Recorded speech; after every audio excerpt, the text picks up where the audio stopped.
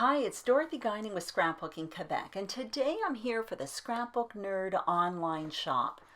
This is a layout process video for the page you see on the screen, and it was inspired by a Melina Woodywis sketch. I hope I'm pronouncing her name properly. Anyway, she's a talented sketch artist for the Scrapbook Nerd, and you can find her sketches on the Facebook page, Scrapbook Nerd Friends Group, as well as on Instagram. So I will link up both of those places in the information box below. This is the third time I've made this sketch, and every time it's turned out completely different. So at the end of this video, I will incorporate still photos of the other pages in case you're interested. So here's what I'm going to be using today, and most of it comes from Crepe Paper's Snowflake collection. I got all of this at the Scrapbook Nerd Online Shop, and I'll talk more about these products as I use them, but links to the shop as well as the products are listed in the information box below. So I did a bit of preparation in advance, and I made a frame style foundation with 3 pieces of paper, which is something I almost always do. But what I almost always do as well is I gut the paper from behind and I try to use it on top of that foundation page. So I'm going to have a look at this sketch, and I'm pointing out the main parts. But as you can see, I have 2 photos, not 4 small photos. So what I'm going to do is I'm going to flip this sketch upside down, and I'm going to block out the main page parts, which is something I do from time to time with sketches when my photos do not at all meet the sketch. So what I'm going to do is fill in these blocks, and that top block there where the journaling is, that's going to be where my focal point photo is. Underneath, I'm going to put my journaling, and to the right there, I'm going to have my small complimentary photo. I'm thinking at this point, I'm going to go in the same spot for the title and the decoration. So the video is going to speed up here, and I'm going to get going. What I'm going to do now is start cutting out some page parts with what I gutted from behind that foundation page. And from here on in, I will put measurements for photos and page parts on the screen. I'm just going to talk about these photos a bit because I am using a Christmas collection, and that these photos don't look that Christmassy, but they really are. Because for me, every year I try to make at least one Christmas gift, a kind of a DIY Christmas gift. And this year I'm making 2 recipe books, family style, scrapbook style recipe books for my young adult children for Christmas. And it's something I've wanted to do for 3 years, and I'm finally getting around to doing it. So I'm really, really happy about that. Actually, on my YouTube channel, I will be doing a layout share at the end of the month showing this recipe book. Anyway, back to this. As you can see, I am backing my photo. So I'm putting some of that green paper behind that small photo at the bottom right. And I'm going to add a pink photo mat, a pink plaid photo mat behind the focal point photo. I already backed that photo in white cardstock. And at this point, I am just going to kind of play around with page parts before adhering. In a minute, you're going to see me get out that sketch again because I do want to kind of follow along where the decorations are as well as where the title is.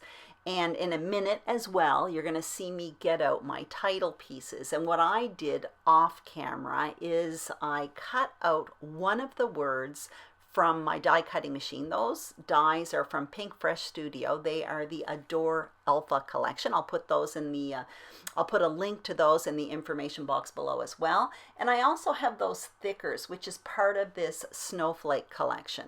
So now I more or less know where my title's going to go. I'm gluing my page parts to the screen, but I'm not going to adhere that photo quite yet at the bottom because I want to make sure I place my title properly. I'm finding that word love is getting lost in that floral paper there, so I cut myself a little strip of paper with that green, and I'm going to put the word love on top of it so it's going to show up better. As you can see, I have my title right now adhered to wax paper, which is just a little trick to help with placement on the page. I'm not committing to the page, but I can kind of see through the wax paper. So I place the word love there, and now I can adhere that photo down because I want the word love just to fit in there underneath underneath the focal point photo and to the right of that complementary photo. And now I'm playing around with placement. At first I thought I was going to layer the word made with on top of the word love, but it was hiding the word love too much. So I did play around with placement. I didn't have a ruler nearby, so I had to stop the video and go get one. And I ended up putting made with, kind of justifying it to the right underneath that focal point photo. So now I can really see the word love, but I am going to have to fill in the spot to the left of made with, and I do that later on. As you can see, I added another strip of paper to the right of that photo at the bottom, and I just snipped a fishtail in it just to add kind of like a banner look. I am going to do my journaling underneath the title, so I cut myself simply a little block of that white cardstock, and I will do my journaling off camera. And now what you see me doing is getting out the ephemera pieces. So I'm basically building two embellishment clusters, one to the right of my focal point photo and one at the bottom right corner. So I'm playing around with it a bit, and as you can see, I have some tags tucked in there. So what I'm going to do is add some reinforcers to the tags. I find it just finishes them a bit. All I did was take a hole punch and then a 1/2 inch circle punch, and that created a little ring. And then now I'm doing, adding some bows, some lawn fawn twine, but I put this in and you're gonna see me remove it. And what I do towards the end of this video is I redo my bows, but basically I tie myself little bows and then I simply adhere it with a glue dot. It just looked a little less bumpy and a little neater that way, I found. Like I said, you'll see that towards the end. One of those ephemera pieces, I added some cardstock behind it just so that I could add some foam adhesive. I do that sometimes if I want to add foam adhesive. I just find it makes them a little bit more substantial. And I'm almost at the end of this video. All I do is I get out some enamel dots and I add them in a few different spots. The enamel dots are from another collection. I think they're a Simple Stories one, but I often go through my enamel dots and you can find pretty much the same color sometimes in other collections. And I added the date there to the bottom, 2019. And all I do off camera is my writing, as well as I add a little piece of ephemera and a heart to the left side of the title. And that is it. Now, I hope you enjoyed this video. If you did, please give it a thumbs up. As you can see on the screen right now, those are the other pages I made with the very same sketch. Don't forget, sketches, you can make the same sketch over and over again and have complete different looks with it. It's really a lot of fun. You can flip them upside down, you can turn them on their side, you can block them out like I did here and fill in the blocks with different things.